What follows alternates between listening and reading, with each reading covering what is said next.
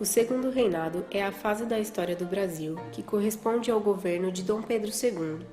Teve início em 23 de julho de 1840, com a mudança na Constituição que declarou Dom Pedro de Alcântara maior de idade com 14 anos e, portanto, apto para assumir o governo. O segundo reinado terminou em 15 de novembro de 1889, com a proclamação da República. O governo de Dom Pedro II, que durou 49 anos, foi marcado por muitas mudanças sociais, políticas e econômicas. Como sabemos, a principal atividade econômica do período foi o café, produzido inicialmente na região conhecida como o Vale do Paraíba e desenvolvido com uma estrutura muito semelhante à açucareira, ou seja, a plantation. Na segunda metade do século XIX, a lavoura cafeeira expande-se para a região conhecida como Oeste Paulista. O clima e o solo dessa região, a chamada Terra Roxa, eram muito favoráveis ao plantio do café. Além disso, os proprietários paulistas encontravam-se mais intensamente inseridos na dinâmica econômica do capitalismo. Por este motivo, diferenciavam-se dos fazendeiros fluminenses, por sua qualidade e espírito empreendedor. Outra importante atividade que se destacou no Brasil da segunda metade do século XIX foi a indústria. O país viveu um surto de crescimento econômico devido a, principalmente, duas razões. Em 1844, o governo liberal do ministro Alves Branco, aproveitando-se do fim do acordo de tarifas reduzidas com a Inglaterra, elevou os impostos sobre os produtos ingleses de 30% a 60%.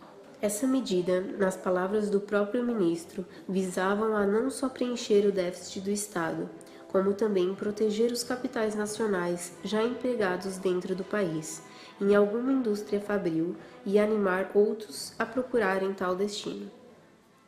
Em 1850, o governo aprovou a Lei Eusébio de Queiroz, pondo fim ao tráfico. A imigração para a região oeste paulista tornou-se uma necessidade. O fim do tráfico intensificou também a transferência de negros das regiões economicamente decadentes da região Nordeste para a Centro-Sul. Esse fluxo, porém, não diminuiu o interesse pela solução da imigração. No que se refere à relação de trabalho entre imigrante e proprietário rural, inicialmente os fazendeiros adotaram o sistema de parceria, que consistia na divisão do produto da colheita entre o proprietário da terra e o lavrador que nela trabalhava. O primeiro entrava com o capital, terras, ferramentas, sementes e etc., enquanto o segundo entrava com o trabalho. O lucro líquido era dividido em partes iguais. O sistema de parceria não funcionou. As condições em que os lavradores ficavam eram muito precárias e, na divisão, o fazendeiro normalmente lesava o imigrante, aumentando de maneira enganosa as despesas, para fazê-lo permanecer sempre com débito no momento da divisão dos lucros. A exploração dos colonos provocou, em 1857, uma revolta na fazenda Ibicaba, liderada por Thomas Davids. A revolta atraiu a atenção dos governantes europeus, que impediram a vinda de novos imigrantes. O governo brasileiro passou então a subvencionar a vinda de estrangeiros e adotou o colonato, por meio do qual o imigrante recebia salário além de parte da produção. A política externa brasileira, na segunda metade do século XIX, caracterizou-se pela dependência em relação aos centros capitalistas europeus, notadamente a Inglaterra, e pela necessidade de preservar o espaço territorial e garantir áreas de livre comércio. Esta última posição levou o governo brasileiro a intervir nos países platinos. No Uruguai, em 1851, derrubando seu governante Manuel Oribe. Na Argentina, em 1852, destituindo Juan Manuel Rosas. No Uruguai, em 1864, desta vez derrubando Atanásio Cruz Aguirre. No Paraguai, em 1864 a 1870, envolvendo o Brasil no maior conflito de sua história, contra as tropas de Francisco Solano Lopes. Os governos nacionalistas na região do Prata alimentavam aspirações de unificação e de fechamento das navegações da bacia hidrográfica da Prata aos estrangeiros. Então, observe, tanto as pretensões da formação de um país forte fazendo fronteira com o Brasil, quanto o prejuízo que o fechamento da Bacia do Prata provocaria, justificavam para o governo brasileiro a política de intervenção. A Guerra do Paraguai foi o mais longo conflito no qual o Brasil se envolveu. Foram 5 anos de conflito. O exército brasileiro atuou em conjunto com as tropas uruguaias e argentinas, formando a Tríplice Aliança. A guerra acabou em março de 1870 e os resultados para os paraguaios foram desastrosos. O Segundo Reinado vinha sofrendo diversos ataques devido ao descontentamento da população, principalmente após 1850. As principais causas para o fim da monarquia foram a expansão das ideias republicanas, a abolição do tráfico negreiro e da escravatura, os conflitos entre a monarquia e a igreja e entre a monarquia e os militares. De modo geral, o período entre 1870 e 1889 foi de enfraquecimento das bases que sustentavam a monarquia. Várias foram as transformações econômicas, sociais e políticas que contribuíram para a mudança do regime de governo brasileiro. A cultura do café exigiu um investimento em infraestrutura urbana, como a construção de ferrovias, portos, armazéns, transportes e a necessidade de outra forma de trabalho, o trabalho assalariado, para poder continuar expandindo, já que o tráfico de escravos havia sido proibido em 1850. Com isso, o dinheiro que antes era investido no tráfico passou a ser investido em outras atividades como comércio, indústria e novos produtos agrícolas. O desenvolvimento urbano contribuiu para uma distinção das profissões, multiplicando-as devido à heterogeneidade da sociedade. A sociedade não era mais só de grandes proprietários e trabalhadores. As ideias mais progressistas como o abolicionismo, república, reformas do processo eleitoral passaram a ter os seus adeptos e defensores. Os próprios fazendeiros do café, com toda a modernidade que estavam buscando, não tinham mais espaço no governo. Assim, a monarquia foi perdendo um grande grupo de aliados. No dia 3 de dezembro de 1870, surge no Rio de Janeiro o jornal A República, trazendo o manifesto do Partido Republicano, com o intuito de esclarecer a sociedade quanto aos defeitos do regime monárquico e as virtudes da república. Para os republicanos, a monarquia era um regime de privilégios em todas as suas relações com a sociedade. Privilégio de religião, de raça, de sabedoria, de posição. Por isso, a monarquia levava o país a uma decadência moral, a uma desorganização administrativa e a perturbações econômicas. Mas os principais problemas apontados pelos republicanos eram o excessivo poder do imperador, um poder onipotente, perpétuo, superior à lei e à opinião, e a falta de representação. A extinção do tráfico negreiro com a Lei Eusébio de Queiroz em 1850 teve um duplo efeito. De um lado, aumentou o surto de progresso com seus investimentos em outras áreas que não o tráfico, e de outro, criou a necessidade de outra forma de trabalho.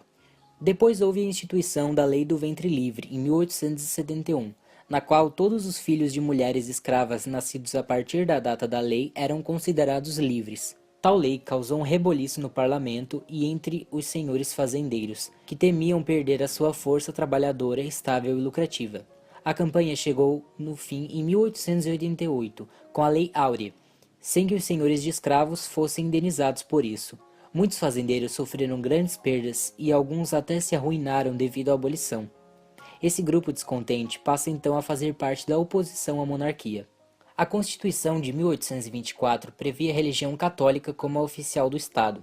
Por ela também era possível a interferência governamental nos assuntos religiosos, ou seja, a religião se tornava dependente do Estado. A partir disso, as relações começaram a se tornar menos estáveis e os atritos se repetiam. 3 ações em especial caracterizaram a chamada questão religiosa.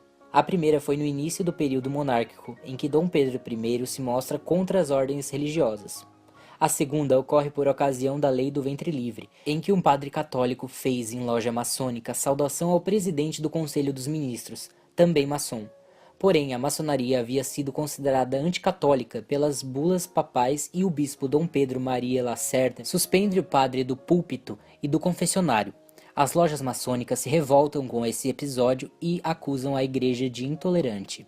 O terceiro episódio acontece quando o bispo de Recife, Dom Vital Maria Gonçalves, é preso pelo Supremo Tribunal por fazer campanha para que os católicos abandonassem os compromissos maçônicos. Esse talvez tenha sido uma das causas de menor impacto afetivo para a proclamação, mas vale ressaltar que com ela houve um conflito entre o poder civil e o poder religioso, contribuindo para a necessidade da separação entre igreja e Estado, uma das normas da República. A questão militar compreende diversos conflitos entre os militares e o governo monárquico entre os anos de 1884 e 1889. De uma forma geral, a grande reclamação dos militares é que lhes faltava espaço de atuação política no governo, principalmente após a Guerra do Paraguai. Os militares se deram conta de que tinham grande força e faziam muito pelo país. Porém, não eram reconhecidos pela monarquia com promoções e cargos políticos, pois, como já vimos, essas regalias eram somente para os privilegiados. Dois conflitos são tidos como os mais importantes entre militares e Estado. O primeiro envolve o tenente-coronel Antônio Sena Madureira, que apoiou a causa abolicionista e foi demitido do comando a bem da disciplina do Exército em 1884, gerando muito ressentimento entre os militares que estavam em sua maioria mergulhados nas ideias positivistas. O segundo incidente se deu em 1885, quando o coronel Cunha Matos apontou irregularidades na campanha de infantaria do Piauí, punindo seu comandante. Respondeu às críticas fazendo uso da imprensa, o que culminou na advertência do aviso de 1859, que afirmava: torna-se digno da mais severa censura todo militar que recorrer à imprensa para provocar conflito e desrespeito aos seus superiores. Tais acontecimentos atraíram o apoio dos republicanos e de diversos militares muito respeitados pela monarquia como Benjamin Constant e Deodoro da Fonseca, intensificando os conflitos. A monarquia brasileira tentou acalmar os ânimos com a liderança de Visconde de Ouro Preto do último gabinete da monarquia. Ouro Preto propôs uma reforma de ordem política, social e econômica inspirada na escola democrática. Porém, essa reforma era limitada e não agradou nem aos monarquistas nem aos republicanos. Os republicanos estavam convictos de que a derrubada do governo se fazia necessária. Francisco Glicério, Quintino Bocaiúva, Aristides Lobo, Benjamin Constant, Major Solon e Rui Barbosa conseguiram o apoio de Deodoro, que era líder no exército na época, mas que sofreu diversas frustrações ao longo de sua carreira. Era necessário também o apoio do ajudante-general do exército e marechal de campo Floriano Peixoto.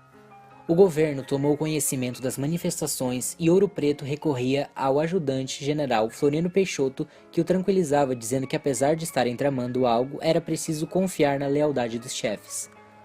Pode ter sido jogada política de Floriano, ou simplesmente ele estava indeciso para qual lado pender. Os historiadores ainda não podem afirmar uma certeza, mas o que é certo é que na manhã do dia 15 de novembro, Deodoro assumiu as tropas e, junto com os líderes republicanos, declararam a instauração da República com a nomeação de um novo gabinete. Não houve manifestações populares nem a favor nem contra durante todo esse período de transformações. O povo foi um espectador desses acontecimentos, como disse Aristides Lobo, referindo-se à proclamação da República. O povo assistiu aquilo bestilizado, atônito, surpreso, sem conhecer o que significava.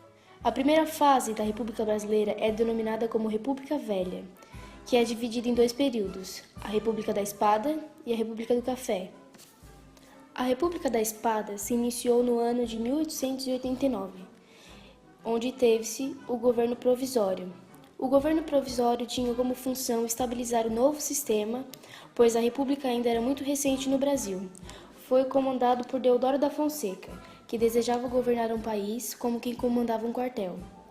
Deodoro passou por duas fortes turbulências em seu governo provisório. Uma delas foi a crise do encilhamento. Rui Barbosa, ministro de Financeiros do governo, teve a ideia de estimular o desenvolvimento industrial do país, liberando verba para projetos industriais, mas o plano não tomou o rumo desejado. Ele fez com que houvesse um acúmulo populacional, desviando verba para bolsas de valores ou corridas de cavalo. Isso acabou gerando uma grave inflação, fazendo com que Rui Barbosa fosse demitido. E a questão das missões. Foi uma disputa diplomática envolvendo Brasil e Argentina devido à região de Palmas, que os argentinos reivindicavam para si. O ministro de Relações Exteriores do Brasil, Quintino Bocaiúva, negociou a divisão do território com as autoridades argentinas em 1890. O acordo foi repudiado pelo Congresso e a notícia de perda do território causou grande agitação. E Deodoro foi obrigado a recuar no acordo prometido. A solução que acabou tendo que favorecer o Brasil só ocorreu no governo Prudente com a ajuda do presidente dos Estados Unidos. E em 24 de fevereiro de 1891 foi promulgado os arranjos da primeira Constituição Republicana e apresentou as seguintes características. Os Estados-membros passaram a ter ampla autonomia, divisão das funções em legislativo, executivo e judiciário, excluindo o poder moderador. 2 senadores por estado seriam eleitos diretamente para mandatos de 9 anos. O voto universal para maiores de 21 anos, com exceção de mulheres, analfabetos, mendigos e membros de ordens religiosas. Eleição direta para presidente com mandato de 4 anos. No dia 25 de fevereiro foi realizada a eleição presidencial. Deodoro contra Prudente de Moraes. Deodoro não aceitava a derrota e fez então com que militares pressionassem os congressistas, e Deodoro venceu com 129 votos, tendo como vice Floriano Peixoto, que foi eleito pela chapa de Prudente de Moraes, pois nesta época a eleição para presidente e vice eram distintas. Além do Congresso ter sido pressionado para votar em quem não queria, venceu o presidente por uma chapa e vice por outra. Floriano obteve 153 votos, ou seja, foi mais votado que o próprio presidente. O governo Deodoro começou e terminou em confusão. Sem apoio do Partido Paulista, hostilizado pelo Congresso, Deodoro não conseguiu impor sua vontade, e sem alternativas, no dia 3 de novembro, o presidente fechou o Congresso Nacional. As reações não tardaram e a Armada revoltou-se, colocando o Rio de Janeiro sob ameaça de canhões dos navios ancorados na Baía de Guanabara. Para evitar um conflito interno, Deodoro renunciou no dia 23 de novembro, fazendo com que Floriano assumisse a presidência. Floriano declarou a dissolução do Congresso Nacional, porém logo depois declarou ilegal a exoneração de todos os governadores do estado, com exceção do Pará. Também foi pressionado para criar novas eleições, mas afirmou o desejo de ficar no seu cargo até o fim do mandato. A apreensão envolveu colegas de armas e 3 generais assinaram um manifesto afirmando que o governo era inconstitucional. Floriano apenas reformou os generais, impondo-lhes aposentadorias. A Marinha revoltou-se novamente, e mais uma vez, sob o comando de Custódio de Melo, outros militares aderiram como o almirante Saldanha de Gama, conhecidos por suas posições monarquistas. Para complicar ainda mais, o quadro institucional agravou-se. No Rio Grande do Sul, o conflito conhecido como Revolução Federalista, fruto de uma luta pelo poder estadual, a revolução tinha 2 grupos. Os pica-paus, liderados por Júlio de Castilhos, que defendiam um governo forte de inspiração positivista, e os maragatos, chefiados por Silveira Martins, que defendiam o parlamentarismo e a autonomia municipal. Ambos formavam uma colcha de retalhos ideológica, unidos pelos desejos de arrebatar o poder de Júlio de Castilhos. O conflito, de natureza regional, acabou se generalizando. À medida que Floriano afirmou seu apoio aos castilhistas, Custódio de Melo partiu do Rio de Janeiro e tomou o litoral de Santa Catarina e organizou um governo rebelde com sede em Desterro. Os maragatos avançaram para lá e se aliaram aos rebeldes de armada. A oposição juntou suas pontas e ganhou um objetivo em comum: derrubar Floriano Peixoto. Após a ocupação de Santa Catarina, os rebeldes conceberam um plano para atacar o Paraná em 3 frentes: Paraguaná, Tijucas e Lapa, se concentrando em Curitiba, onde organizaram um ataque a São Paulo e depois ao Rio de Janeiro. Na Lapa, os rebeldes encontraram inesperada resistência dos florianistas, liderados pelo coronel Gomes Carneiro. Apesar de tomarem a cidade, o cerco da Lapa atrasou a ação dos maragatos e deu ao presidente tempo para organizar a contraofensiva. Floriano Peixoto organizou uma nova armada, adquirindo navios nos Estados Unidos, e destruiu os rebeldes liderados por Saldanha da Gama. Além disso, organizou suas tropas em São Paulo e mandou para o sul. A repressão foi violenta e deixou um saldo de mais de 10 mil mortos. Em 1894, Floriano anunciou a sucessão presidencial. Ao contrário do que desejavam seus correligionários, nem aventou a hipótese de permanecer no poder, e nem a de indicar-se sucessor militar. Abriu-se assim espaço para que finalmente oligarquias do café assumissem o controle político do país. Floriano, por sua ação contra a separação social e as manifestações saudosistas que aderiram à monarquia, ficou conhecido como o consolidador da República, pela forma brutal de reprimir revoltas e por seu jeito direto e franco de governar. Passou à história como Marechal de Ferro. Com o término de seu mandato, terminava também a República da Espada.